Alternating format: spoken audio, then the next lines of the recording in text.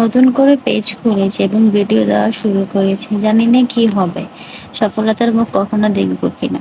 তারপরও আল্লাহর উপর ভরসা করে ছোট ছোট ভিডিও দিয়ে যাচ্ছি।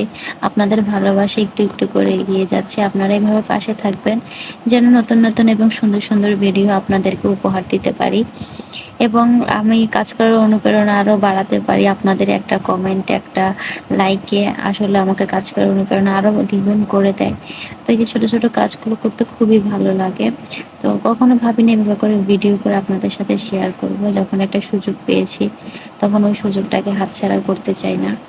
তো এটা ছিল একটা পাতার কাজ। আমি প্রথমে মাঝখান দিয়ে দুটো সোজা সোজা দাঁড় দিয়ে এরপরে যে চেন ফুলের মতো করে, না সরি, চিরুনি ফুলের মতো করে আমি জাস্ট এভাবে করে আটকিয়ে দিচ্ছিলাম। এটা পাতা তৈরি করতে খুবই চমৎকার লাগে। পাতা বা ফুলের পাপড়ি যেগুলো মানে এরকম ফুল আছে, ফুলের পাপড়ি আছে, ওই ফুলের পাপড়িগুলো যদি এভাবে করে করেন তাহলে খুবই চমৎকার লাগবে।